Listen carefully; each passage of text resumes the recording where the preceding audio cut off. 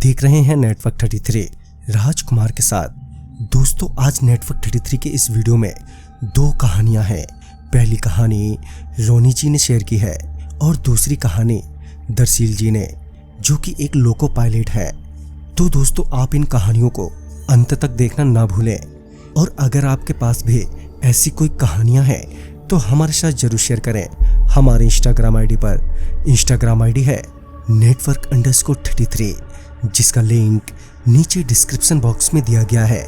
ऐसे ही और वीडियोस के लिए देखें इन डार्क। तो चलिए बढ़ते हैं रोनी जी की कहानी की ओर। नागपुर जिला बरहानपुर के रहने वाले रोनी जी बताते हैं कि उस वक्त वो इंदौर में अपनी बुआ के घर रहा करते थे। साथ ही कंपनी सेक्रेटरी के कोर्स के साथ साथ अपना खर्चा निकालने के लिए स्टॉक मार्केट में इन्वेस्ट किया करते थे। उसी दौरान अपने हंसमुख स्वभाव होने के कारण बड़ी जल्दी ही उनके बहुत सारे मित्र बन गए थे और इसी दोस्ती के कारण उन्हें एक जगह एक एडवाइजरी कंपनी में काम भी मिल गया था। सब कुछ अच्छा ही चल रहा था, मगर मेरी बुआ अक्सर परेशान रहती थी क्योंकि उनके तीनों बच्चे वैसे तो बहुत हाई एजुकेटेड थे, मगर उस वक्त शायद उनका समय ही खराब चल रहा था, जिस वजह से घर में थोड़ा तनाव का माहौल बना रहता। ऐसे ही एक शाम जब मैं घर लौटा तो मैंने देखा कि बुआ जी कुछ ज्यादा ही परेशान है।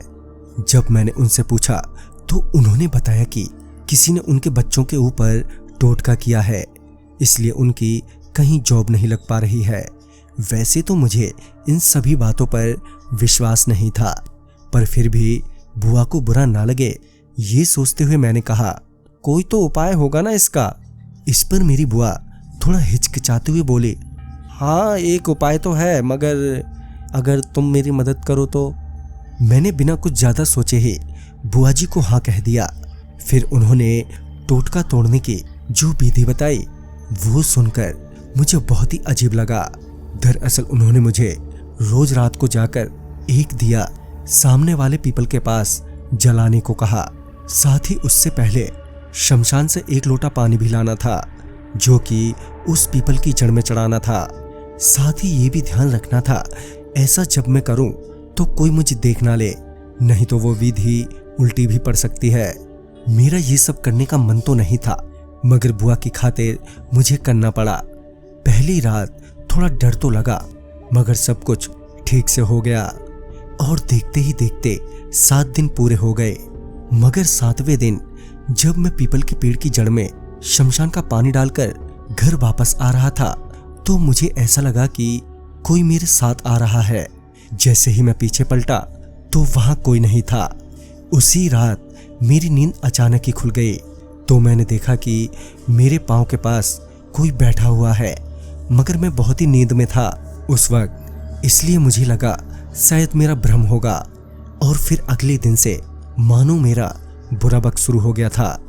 ऑफिस पहुंचते ही पता चला कि कंपनी बंद हो गई है।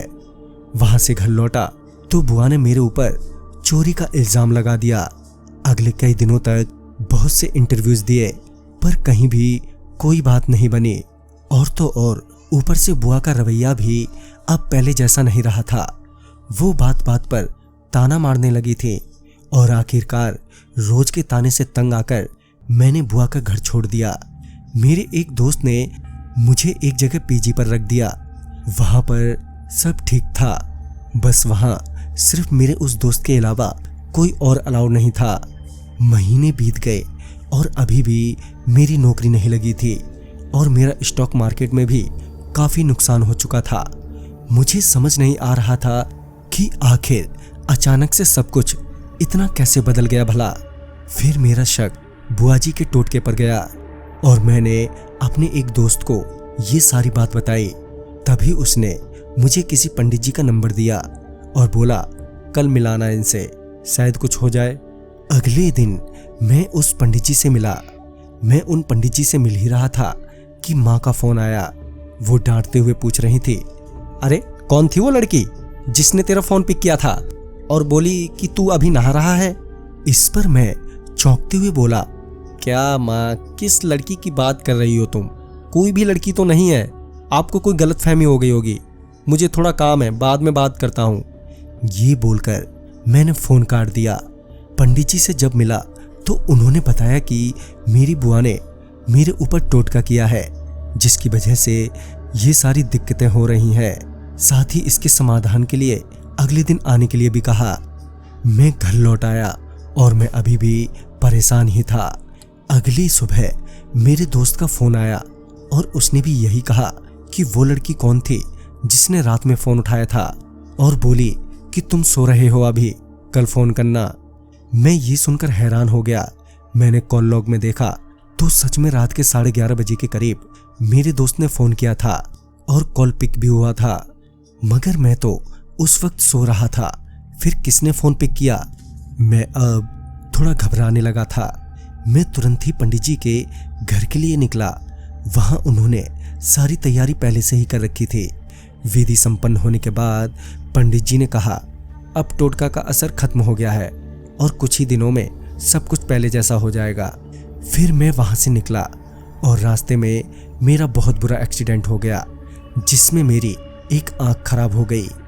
करीब 3 दिन अस्पताल में रहने के बाद जब मैं घर लौटा तो मेरी एक दोस्त ने दूसरे पंडित को सारी बात बताई। उस पंडित के अनुसार जो पूजा उस पंडित ने टोटका काटने के लिए की थी वो उल्टी पड़ गई थी, जिसके कारण वो अतिरिक्त आत्मा भड़क गई थी, जिस वजह से मेरा एक्सीडेंट हो गया। और उसी 7वें दिन से वो अतिरिक्त आत्मा हमेशा मेरे साथ ही रहती है। तभी पंडित जी ने कहा, अब मुझे उस आत्मा से कभी भी मुक्ति नहीं मिल पाएगी, मगर उस आत्मा को शांत रखा जा सकता है।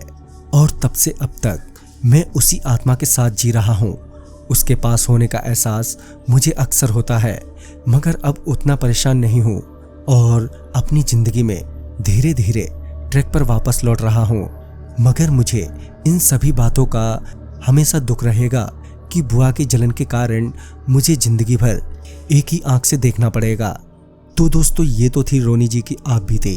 तो चलिए बढ़ते हैं अब दरसील जी की कहानी की ओर। दरसील जी जो लोको पायलट हैं, वो बताते हैं कि ये घटना उनके 7 फरवरी के महीने में घटी थी, जब उनकी ड्यूटी मेहसाना रेलवे स्टेशन से एक गुड्स ट्रेन यानी कि मालगाड़ी में थी।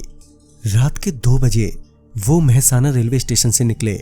स्टेशन पार करने के बाद ही हमें रेड सिग्नल मिल गया, जिस वजह से हमें मालगाड़ी को रोकना पड़ा।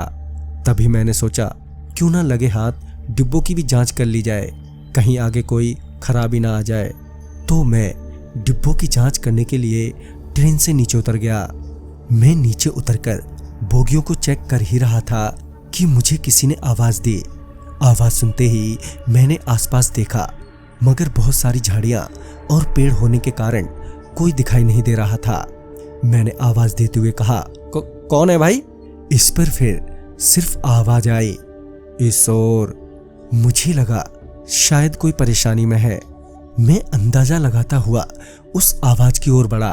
कुछ दूर आने के बावजूद मुझे कोई नहीं दिखा। मैं अभी एक जगह रुका ही था कि मुझे फिर से वही आवाज आई, इस ओर। मैं और आगे बढ़ा, मगर आगे जाने पर भी कोई नहीं मिला।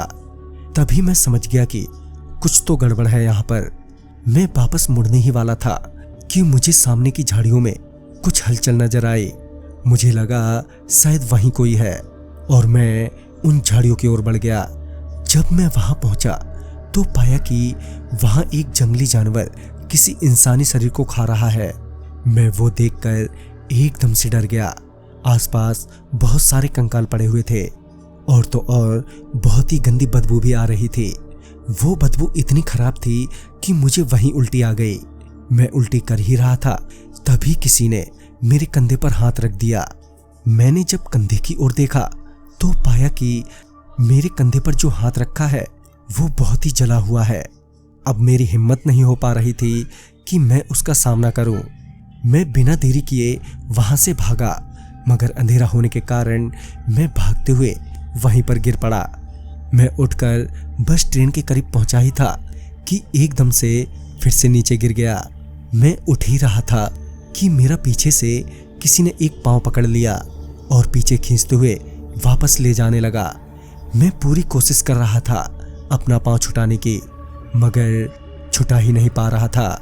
लगातार घसीटे जाने से मेरा पूरा शरीर छिले जा रहा था। मैं जोर जोर से चिल्लाए जा रहा था, मगर वहां मेरी मदद के लिए कोई भी अभी तक नहीं आया। मैं बस छटपटाए ही जा रहा था कि तभी अचानक ही ट्रेन ड्राइवर वहां आ पहुंचे। उनके पास कुछ था लाल सा, जिसके सामने रखते ही उस शैतान ने मेरा पांव छोड़ दिया और फिर मैं ड्राइवर के साथ ट्रेन में आ गया। वहां से निकलने के बाद मैंने ड्राइवर से उस लाल सी चीज के बारे में पूछा तो उन्होंने कुछ भी बताने से इनकार कर दिया। खैर उस दिन मेरी जान ट्रेन ड्राइवर की वजह से बच गई। तो दोस्तों इस कहानी में बस इतना ही। कहानी आपको पसंद आई हो तो लाइक शेयर करें और साथ ही हमें कमेंट बॉक्स में जरूर बताएं। तो मैं आपका दोस्त राजकुमार जल्द ही मिलूंगा आप ही की भेजी हुई एक नई कहानी के साथ। तब तक के लिए बाय एंड टेक केयर।